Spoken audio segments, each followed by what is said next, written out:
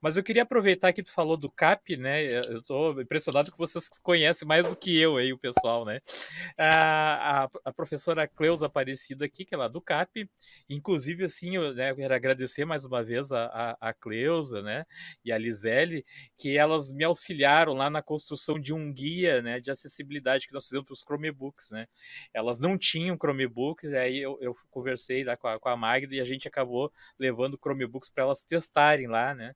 E a gente conseguiu montar junto a elas lá aquele guia de acessibilidade. E ela então tá falando aqui, ó, qual a experiência de uso desse equipamento com pessoas com deficiências, né? No caso, qual a experiência que vocês já tiveram aí, de repente, em outros estados, né? Principalmente com alunos com deficiência visual, pessoas cegas ou pessoas com baixa visão. Bom, além desse exemplo que eu tinha citado no início do podcast, que é do uso de formulários com alunos com deficiência, nós, na nossa formação, nós temos muitas experiências de professores que vêm pela primeira vez aprender a utilizar as ferramentas do Google e usar o Chromebook. E a dificuldade, isso nós já passamos agora em Fortaleza, está acontecendo isso, nós temos 3 professores que são cegos, nós tivemos Alagoas, tivemos Canoas, Jaraguá do Sul, em vários lugares que nós passamos, nós temos professores cegos que chegam na nossa formação a primeira vez para fazer a formação, para aprender a usar as ferramentas e para usar o Chromebook. E aí eu já digo, 0 de dificuldade, porque o Chromebook é um equipamento acessível. Então, ele tem dentro dele já algumas ferramentas para acessibilidade, tanto para pessoas com baixa visão, que aí é a lupa, ele tem a lupa, você direciona a lupa para onde você quer no Chromebook e ele aumenta aquela tela. Quanto, se eu tenho pessoas cegas, ele faz a leitura da tela. Tem como é que é o nome do... Fugiu o nome. Ele vai... Chromevox. Chromevox. Ele vai Isso. lendo a tela para você. Então, qualquer coisa que você quiser fazer no Chromebook, como ele já tem embutido essas ferramentas, você consegue trabalhar com muita tranquilidade. Viegas, vou fazer uma observação aqui, que num primeiro momento ela pode parecer ser de pesar, mas não é. É uma pena que em 2023 a gente ainda tenha que se espantar com acessibilidade.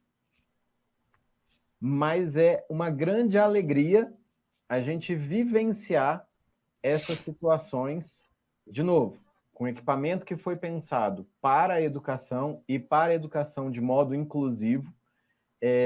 Eu, apesar de ser pedagogo, apesar de já ter trabalhado muito tempo em escola, já ter passado por coordenação, por orientação pedagógica, eu tive pouquíssimo contato com deficientes físicos, né, de qualquer deficiência.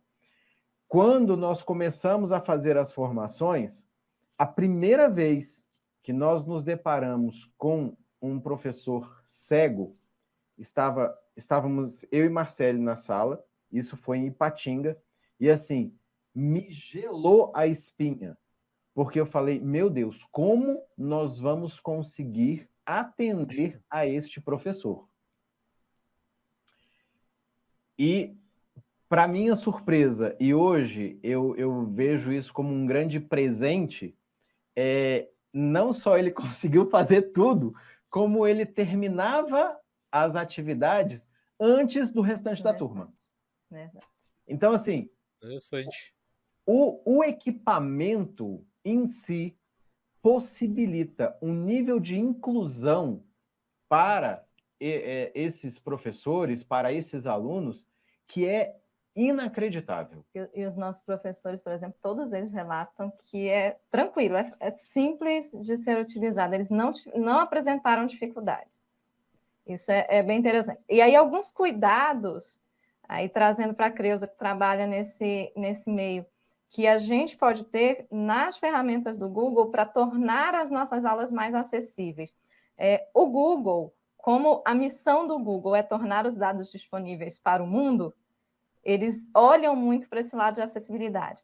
Então, nas ferramentas do Google, quando eu entro lá nas ferramentas e eu ativo a acessibilidade, eu consigo, se eu trabalhar com imagens, eu tenho texto alternativo, por exemplo, no apresentações, que se eu fizer ali a descrição daquela imagem, quando estiver passando no Chromebook, o Chromevox lendo, ele vai ler o que quer dizer aquela imagem. Então, o professor, ele também tem que ter um olhar para a acessibilidade. Eu vou fazer uma apresentação para o meu aluno. Não basta eu colocar o texto. Se eu for colocar uma imagem, eu preciso lembrar que eu tenho que colocar um texto alternativo ali para descrever aquela imagem. Fazendo isso, facilita muito o dia a dia daquele aluno que está trabalhando com vocês. Sim, a Vera que trabalha lá com a Cleusa, quando eu levei o Chromebook para ela, eu me lembro que ela ligou ali e aconteceu exatamente isso que vocês falaram. Ela seguiu, né, utilizando, né, foi aprendendo ali na hora a utilizar. Então, realmente é muito intuitivo.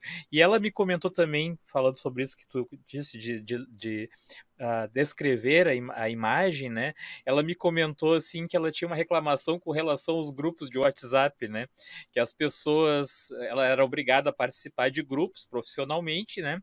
E aí o pessoal começava a colocar fotos dos lugares onde tinham ido e tal, mas não faziam, né, esse detalhamento do que tinha na foto, né? Ou detalhava demais também, né? Ela reclamou disso, né? Ou a pessoa se preocupa em detalhar, mas aí detalha demais e fica uma coisa muito confusa, ou não falava nada, só aí para ela só aparecia assim, na leitura dela no celular, né? Foto, foto, foto, foto. Né? Então essa é uma preocupação que a gente tem que ter, né? E que a gente vai aprendendo com o tempo, né?